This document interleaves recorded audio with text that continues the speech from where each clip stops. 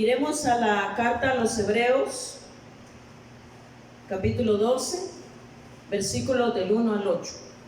Y nos dice así: por tanto, nosotros también, teniendo en derredor nuestro tan grande nube de testigos, despojémonos de todo peso y del pecado que nos asedia, y corramos con paciencia la carrera que tenemos por delante, puesto los ojos en Jesús, el autor y consumador de la fe, el cual por el gozo puesto delante de él sufrió la cruz, menospreciando el oprobio, y se sentó a la diestra de Dios, del trono de Dios.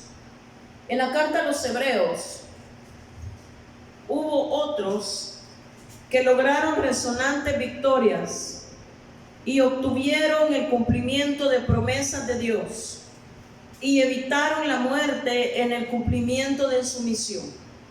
Pero también consideramos a otro grupo de héroes anónimos que no obtuvieron grandes victorias en el campo de batalla y que no protagonizaron actos de heroísmo ante grandes públicos, sino que soportaron las más grandes pérdidas familiares y materiales, sufrieron la burla y el desprecio, los más crueles castigos y torturas, y las muertes más dolorosas. En la historia de la iglesia también hay multitudes de cristianos por todo el mundo que estarían de acuerdo en afirmar que la fe en Dios funciona porque lo han comprobado en sus vidas a través de las más variadas circunstancias, incluyendo dificultades económicas, problemas laborales, distanciamientos familiares o entre amigos, enfermedades propias o de seres queridos. Esperamos que estos ejemplos humanos nos trasladen del ámbito de la imaginación a la realidad. Es cierto que nuestro calendario no está de acuerdo con el calendario divino. Sin embargo, en el momento en que Dios lo considera oportuno, Él actúa y responde a nuestra oración. Los discípulos le dijeron en una ocasión al Señor: Señor, aumentanos la fe, que este sea también nuestro ruego. La fe de aquellos héroes, tanto la de los famosos, de los más conocidos de las páginas de la Biblia, así como la de aquellos que fueron denominados anónimamente como los otros. Hermanos y hermanas, tenemos otro gran capítulo en esta epístola y nos encontramos en una sección muy práctica. En ella veremos que Cristo nos trae mejores beneficios y obligaciones.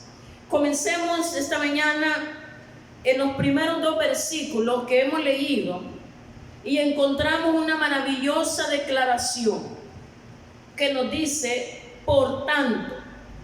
Pero retomemos Hebreos 12, 1, 2.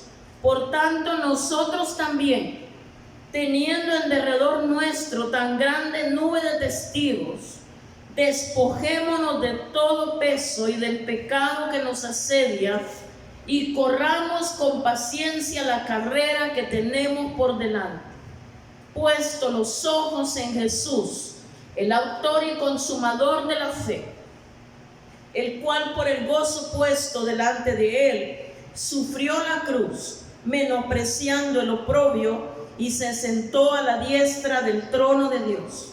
Sus consejos podrían expresarse de la siguiente manera: participemos en la carrera, pongámonos en movimiento en vez de permanecer quietos, avancemos, somos corredores.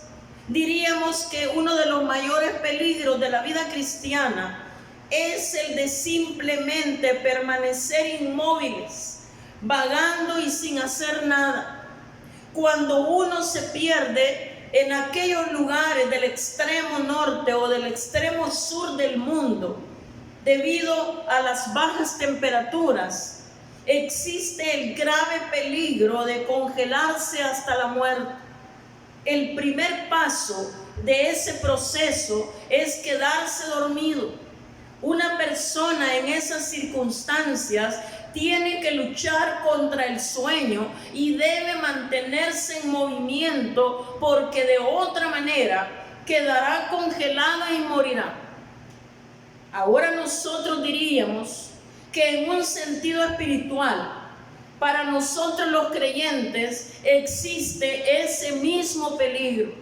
Tenemos que obligarnos a permanecer despiertos y a mantenernos en movimiento, avanzando día con día en nuestra relación con Cristo Jesús.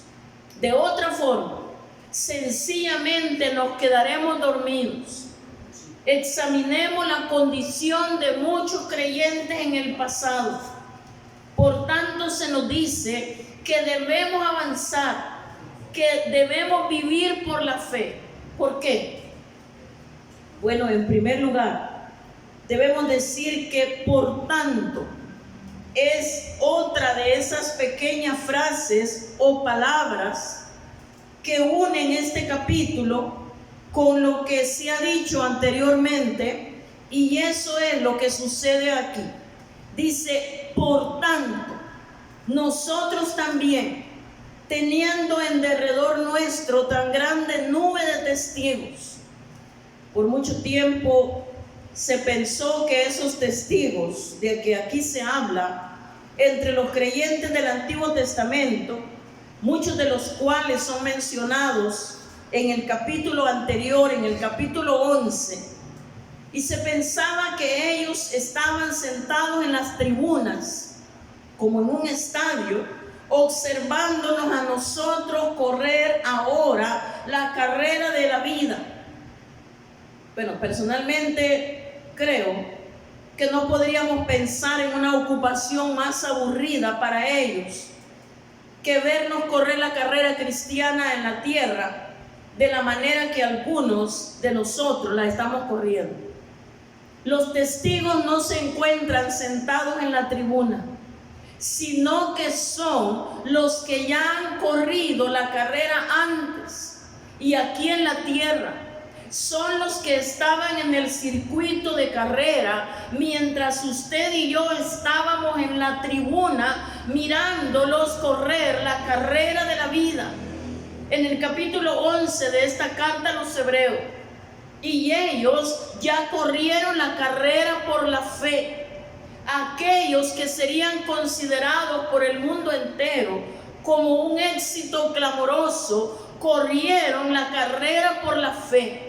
Y aquellos que sufrieron lo que el mundo consideraría una miserable derrota, también corrieron la carrera de la vida por la fe. Aunque sufrieron y fueron muertos por la espada, fueron tan héroes como los anteriores. Todos ellos testificaron por nosotros. Los pudimos observar al recorrer el capítulo 11, y hubo muchos más en el Antiguo Testamento, como el mismo escritor nos advirtió en esa ocasión al decirnos que el tiempo le faltaría para contarnos de todos los demás. Ellos nos dieron a nosotros su testimonio y nos estimularon a correr esa carrera de la vida por la fe y vivir por la fe. Por lo tanto, la vida cristiana es aquí comparada con una carrera griega. El Señor Jesucristo es el camino hacia Dios, y a lo largo del camino, el creyente, como soldado que es, debe mantenerse firme. Como creyente debe andar, pero como atleta tiene que correr la carrera. Y un día vamos a volar hacia la Nueva Jerusalén. Repasemos nuevamente este primer versículo y tenemos ahí algunos imperativos, y nos dice en su segunda parte: despojémonos de todo peso y del pecado que nos asedia. Y ahí tenemos el otro: y corramos con paciencia la carrera Aquí tenemos estos verbos en modo imperativo. Ahora, esta no es en absoluto una señal de peligro, pero constituye un desafío para nosotros. Así que salgamos de la tribuna y descendamos a la pista de carrera de la vida y hagamos lo que Dios nos ha llamado a hacer. Amados hermanos y hermanas, bajémonos del graderío, bajémonos de allí espiritualmente y lancémonos a la planicie del estadio a correr como nunca, en una relación con Dios profunda que nos garantice que esta experiencia que estamos viviendo sacará de nosotros lo mejor. Donde quiera que Él nos ha llamado a vivir y a actuar y a desarrollar nuestra existencia. Corramos la carrera cristiana y pongámonos en movimiento. Esta es aquí la idea total de este versículo. Se nos ha desafiado a correr con paciencia. Como dice otra versión, despojémonos del lastre que nos estorba, en especial del pecado que nos asedia, y corramos con perseverancia la carrera que tenemos por delante. Dios nos ha salvado del pecado. En un sentido espiritual, nos ha trasladado del cielo al lugar santo y nos ha hecho sentar en los lugares celestiales. Nos ha dado el Espíritu Santo, pero a pesar de todo lo que nos ha provisto, el cristiano medio tropieza, se cae y anda vagando, deambulando con rumbo incierto, como alguien que se encuentra perdido en la oscuridad. Entonces nos preguntamos, ¿qué es lo que funciona mal en la manera de vivir la vida cristiana en la actualidad? Bueno, volvemos a reiterar lo que siempre decimos, porque pensamos que esa es en realidad la respuesta. El problema es que los creyentes no vivimos de acuerdo a la soberana voluntad de Dios. Somos salvos, damos testimonio de la salvación y eso es todo lo que llegamos a alcanzar. Nunca mantenemos un estudio serio de la palabra de Dios, lo cual es esencial para el crecimiento cristiano. Debemos continuar hacia adelante porque estamos participando en una carrera.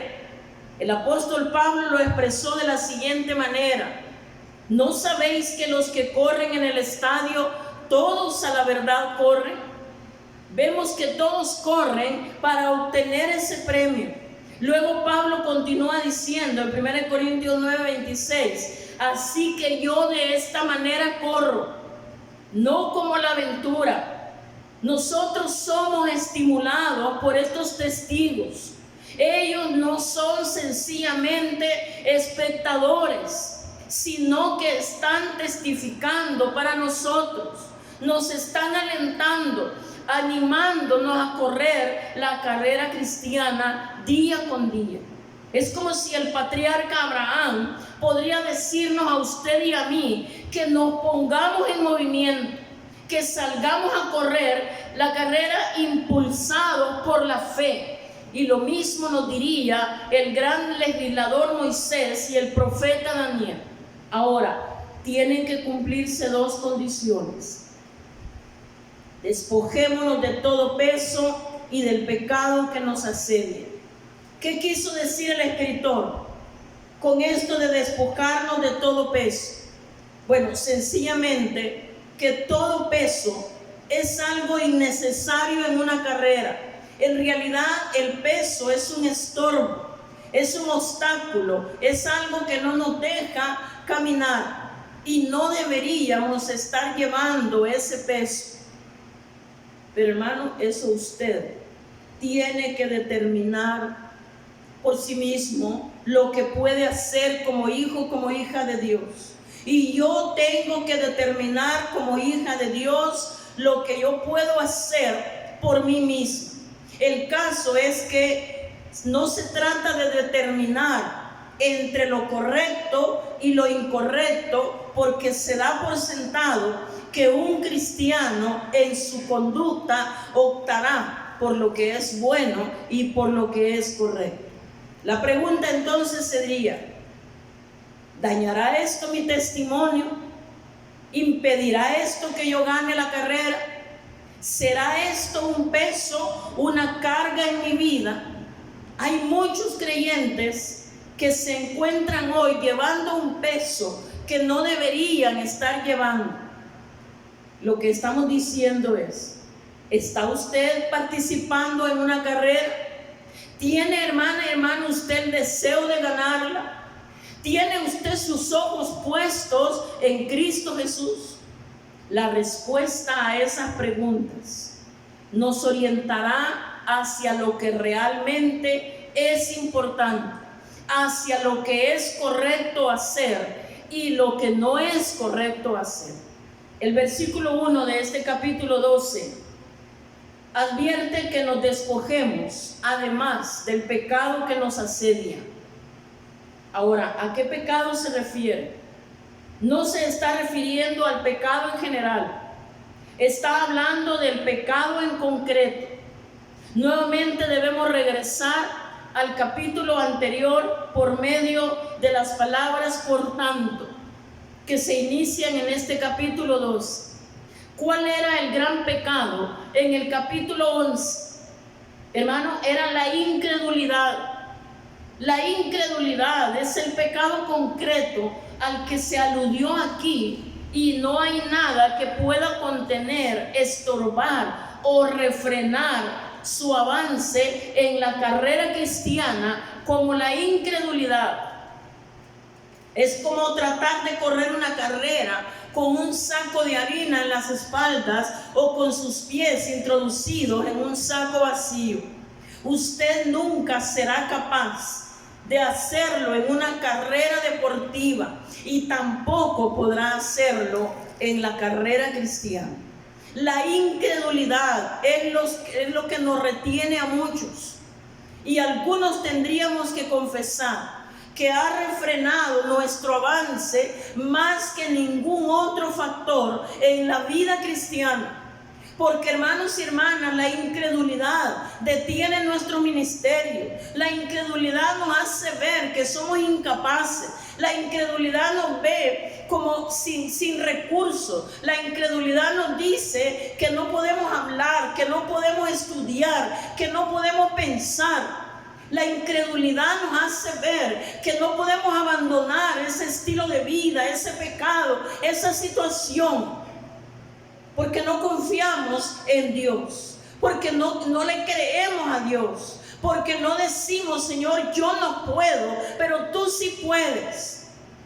La incredulidad ha detenido el avance de la iglesia a lo largo de los siglos. Hemos visto, en primer lugar, que debemos correr la carrera cristiana activamente.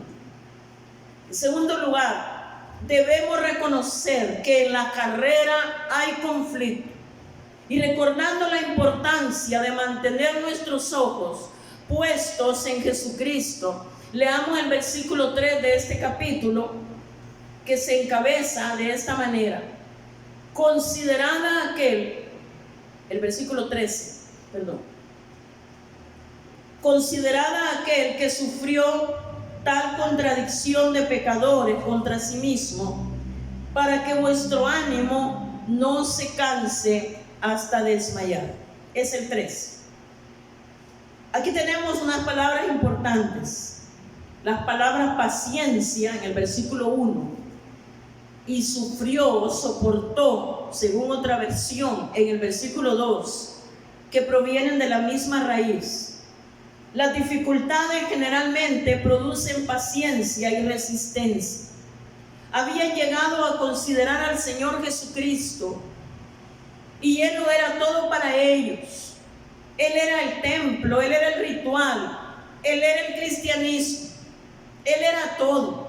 Había una sencillez en Cristo, y el escritor entonces les pidió que se concentraran en Él. Ellos tenían que saber lo que Cristo Jesús soportó cuando estuvo aquí en la tierra, y cómo es que Él aprendió paciencia en su cuerpo terrenal. Él aprendió algo que Dios tenía que experimentar y que consistía en asumir la humanidad y sufrir por nosotros. Cristo sufrió esa experiencia y la soportó y aprendió paciencia. Y continúa en el versículo 3 diciendo, para que vuestro ánimo no se canse hasta desmayar.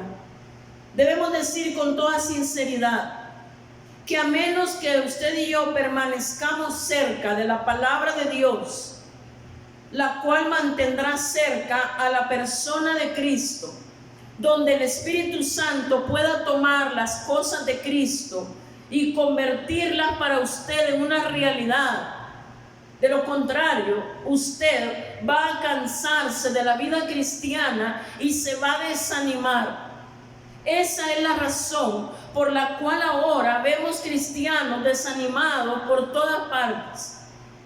Pero, estimados oyentes, si usted entra en contacto con la palabra de Dios y se acerca a Jesucristo, se va a sentir estimulado.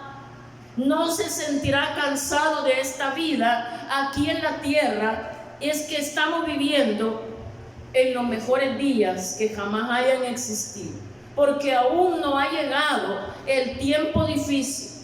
Versículo 4, pues aún dice, no habéis padecido, no habéis resistido hasta la sangre, combatiendo contra el pecado.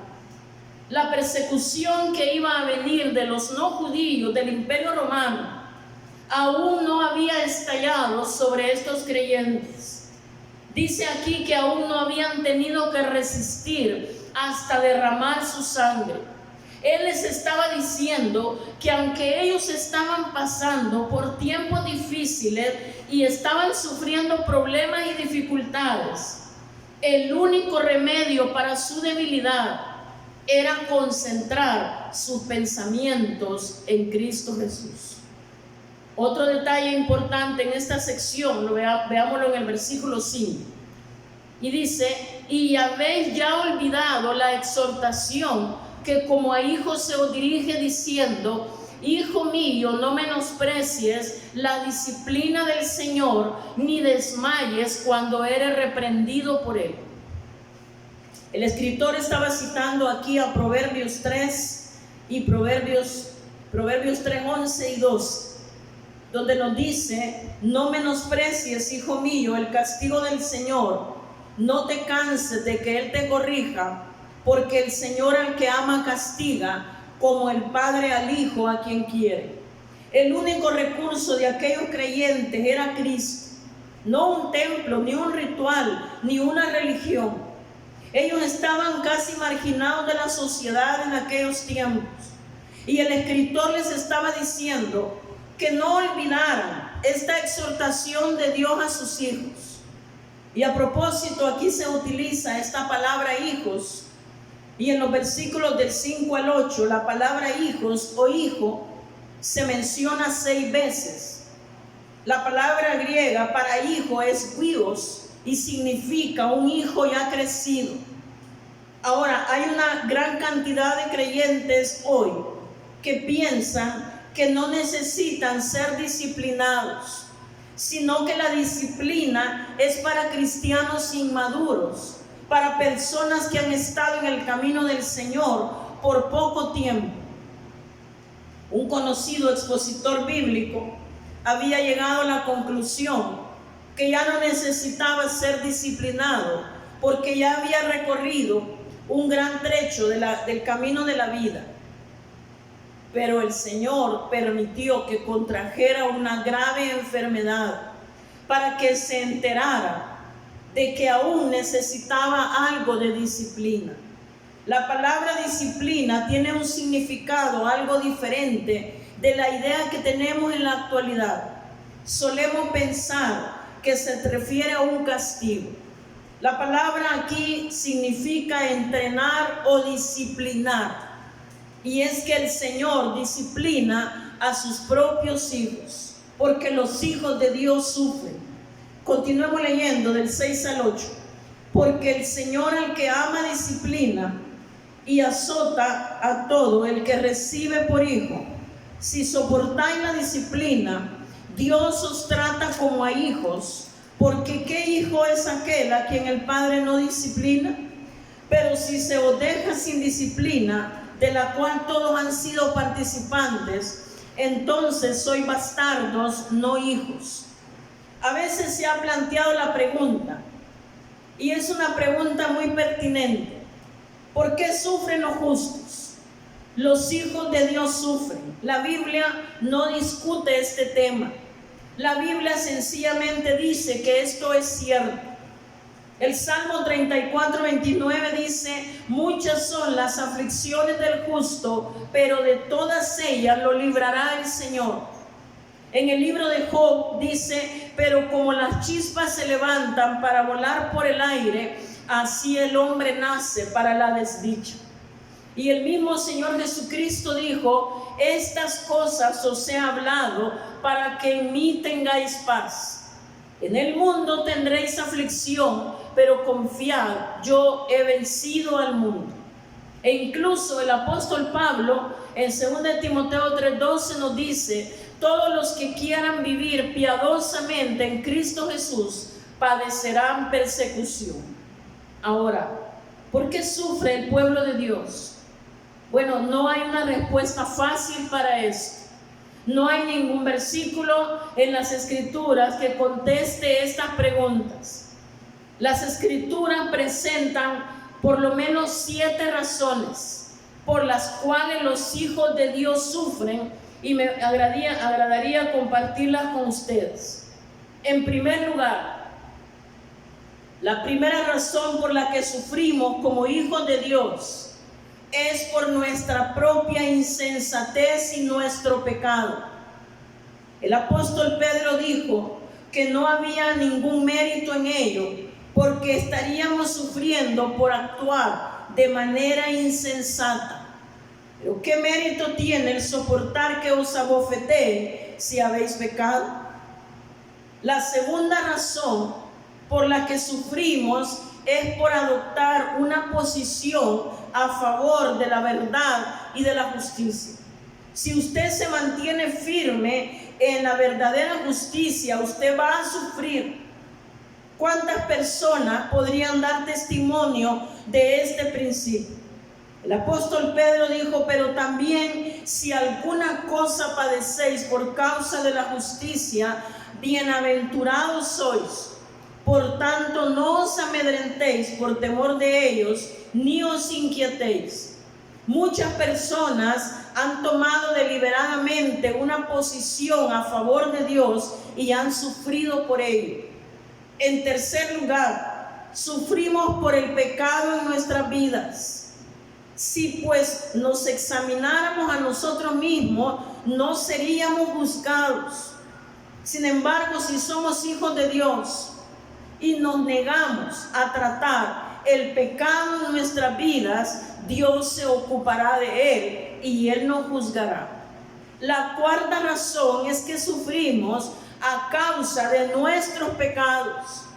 El apóstol Pablo en Gálatas nos dice: no os engañéis, Dios no puede ser burlado, pues todo lo que el hombre siembre, eso también segará. Y él está hablando aquí a los creyentes.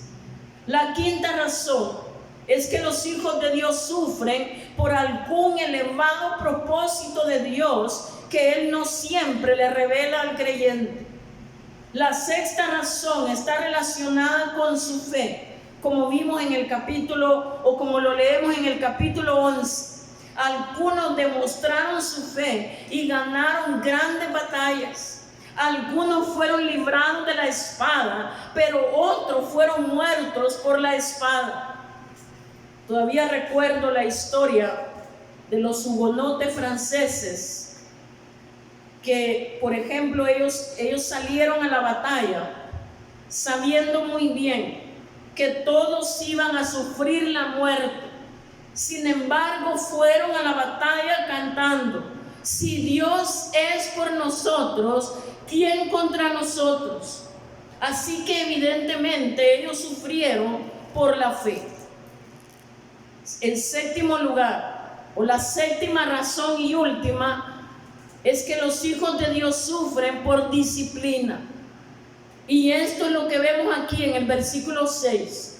Porque el Señor al que ama disciplina y azota a todo el que recibe por hijo. Así que habla de la enseñanza que recibe el hijo, la disciplina y no de un castigo. Un juez castiga, pero un padre disciplina y lo hace en amor. Dios usa la disciplina para demostrar cuánto nos ama. Y el escritor lo expresó muy claramente al decir que uno sería un hijo ilegítimo si no fuera disciplinado por el Señor. Hay muchas personas que dicen, pero ¿por qué permitió Dios que esto me sucediera a mí? ¿Será porque no soy creyente? La verdad es que su sufrimiento es la prueba de que usted es un hijo de Dios. Y creemos que si usted es un cristiano inteligente, cuando esté pasando por problemas y no sepa por qué, se dirigirá al Señor y hablará de ello con Dios. Y estamos seguros de que Dios le permitirá saber por qué usted está sufriendo. Puede que Él no le esté juzgando, Dios nos juzga y ello constituiría un castigo. Pero Él también es nuestro Padre amante celestial que nos ama. Un padre disciplina a un hijo por travesura, no a otros hijos. Creemos que los versículos que hemos considerado hoy iluminan algunas situaciones por las que tenemos que pasar en nuestra vida cristiana. A la misma vez nos da consuelo y nos da un motivo de seria reflexión ante nuestra forma de vivir la vida cristiana. En 1992, los Juegos Olímpicos de Verano se celebraron en Barcelona, España.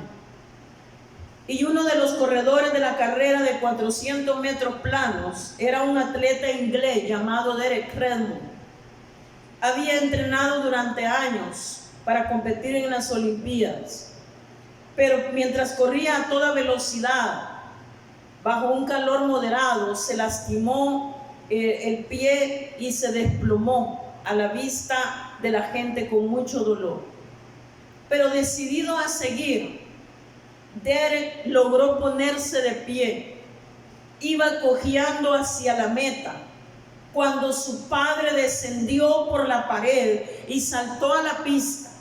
Y antes que nadie pudiera evitarlo, Jim Redmond, su padre, llegó a donde estaba su hijo. El joven corredor se apoyó sobre el hombro de su padre al tiempo que tambaleaba para terminar la carrera. Toda la multitud se puso de pie y vitorió, aplaudió a los dos hombres cuando cruzaron la meta. Fue como si el corredor, su padre y los espectadores lo hubiesen logrado juntos.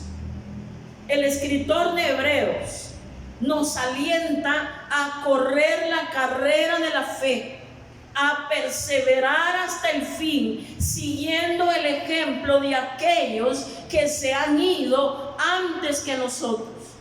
Necesitamos tener, amados hermanos, todo nuestro vigor espiritual para terminarla, pero no corremos la carrera solos. Cristo mismo nos ayuda a llegar a la meta. Por tanto, despojémonos de todo peso y del pecado y corramos con paciencia la carrera que tenemos por delante. Si Cristo miró el galardón, miró la bendición y sufrió por la esperanza que veía, ¿por qué nosotros miramos las circunstancias? Miramos los errores de los demás, los problemas. Hagamos sendas derechas para nuestros pies, mirando al Señor, que es soberano, que es todopoderoso, para que no desmayemos.